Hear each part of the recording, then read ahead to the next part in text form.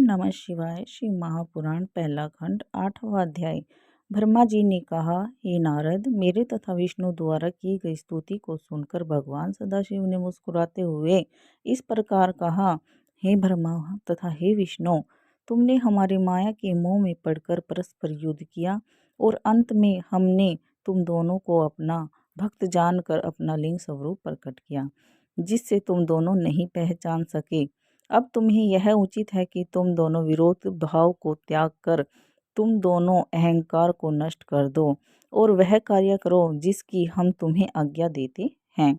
हे नारद, इतना कहकर भगवान सदाशिव ने अपने श्वास के मार्ग द्वारा मुझे संपूर्ण विद्या पढ़ा दी। तदुपरांत वे 5 मंत्र भी बताए जिनमें संपूर्ण विद्याएं अंतर्निहित हैं। उन्होंने सर्वप्रथम प्रणव को शिक्षा दिया, जिसके अक्षर वेद कहलाते हैं। शिव जी का प्रथम वाक्य वही है। तदुपरांत उन्होंने 24 अक्षरों से युक्त वेदों की माता गायत्री का उपदेश दिया। फिर महामृत्युंजय मंत्र की शिक्षा देने के उपरांत उस चिंतामणि मंत्र को सिखाया जो भक्तों को महान सुख देती है। उस वेद तथा मंत्रों को पढ़कर हमें अत्यंत प्रसन्नता प्राप्त हुई। उस समय मैं तथा विष्णु जी कृतज्ञ भरी दृष्टि से उन महेश्वर भगवान की ओर देखने लगे और दर्शन के उस आनंद में अचूड़ हो गए। उन परम प्रभु के दर्शन से हमें जो सुख प्राप्त हुआ उसका वर्णन किसी भी प्रकार नहीं किया जा सकता। हमारे इस अन्य प्रेम को देखकर भगवान महेश्वर को भी बहुत प्रसन्नता हुई। तब उन्होंने मुझसे यह कहा, हे ब्रह्मा, तुम धन्य हो जो तुम्हें मेरी कृपा से संपूर्ण सृष्टि का स्वामी होने का सौभाग्य प्राप्त हुआ है। अब तुम मेरी आज्ञा स्वीकार कर सृष्टि की रचना करो। मुझसे यह कहकर वे विष्णु की ओर देखते हुए बोले, हे विष्णु, तुम सृष्टि का पालन करने के अधिकारी हो। तुम हमें वेद का स्वरूप जानो और वेद में जो कुछ लिखा है उसे हमारी आज्ञा मानकर स्वीकार करो। हे नारद, भगवान त्रिशूलपाणि की आज्ञा सुनकर हम दोनों ने उनसे प्रार्थना करते हुए कहा, हे प्रभु, हमें आपकी आज्ञा स्वीकार है, परंतु हम यह चाहते हैं कि आप स्वयं भी कोई अवतार ग्रहण कर हमारी सहायता करते रहो।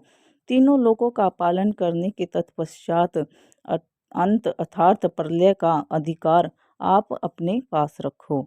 हमारी यही मनोरथ है। इतना कहकर हम दोनों मौन हो गए।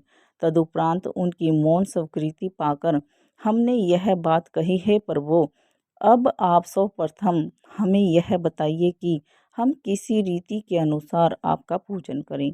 यह सुनकर भगवान भूत भावन ने उत्तर दिया, हे ब्रह्मा तथा हे विष्णु, हमें संसार में तुमसे अधिक प्रिय अन्य कोई न होगा।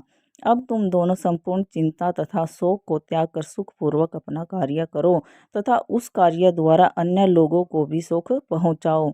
हमने तुम्हें कुछ देर पूर्व जो अपना लिंग स्वरूप दिखाया था उसका पूजन करना सर्वथा योग्य है।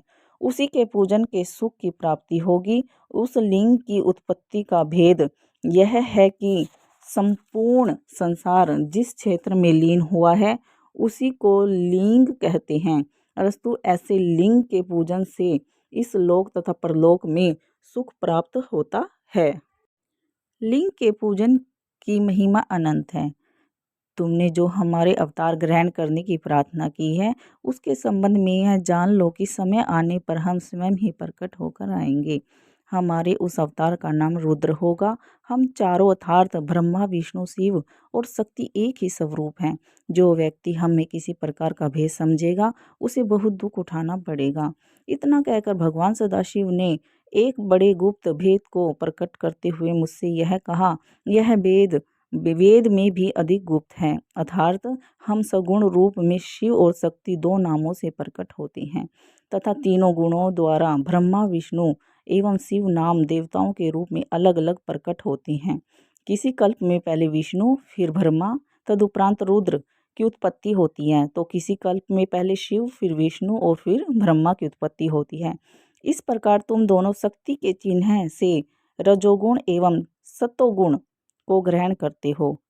हर अर्थात महादेव, हमारे ही अंश से उत्पन्न होकर हमारे ही तमोगुणी स्वरूप हैं। उनके अधीन प्रलय कार्य रहता है। अरस्तु, जिस प्रकार हम तमोगुणी रुद्र का स्वरूप धारण कर प्रकट होंगे वह सब हमने तुम्हें बता दिया। तुम दोनों श्याम एवं लाल वर्ण का स्वरूप धारण किए हुए हो, अतः हम श्वेत रूप धारण करेंगे। तुम दोनों पर तमोगुण का प्रभाव न होगा, परंतु हमारे रुद्र स्वरूप की यह स्थिति होगी कि वह तमोगुण से संयुक्त होने पर भी दिन रात पवित्र योग में निमग्न रहेगा।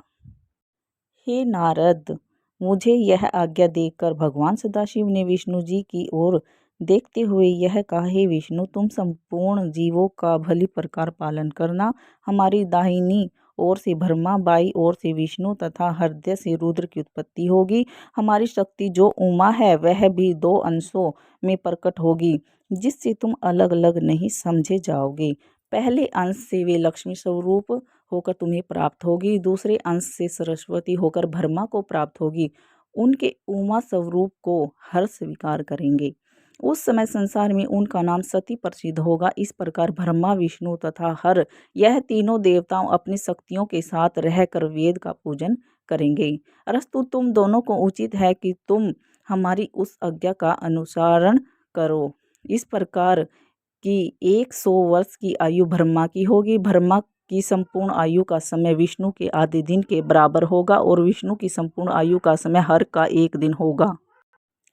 ऐसा 1 दिन व्यतीत हो जाने पर हमारा सगुण स्वरूप निर्गुण होकर प्रलय कर दिया करेगा।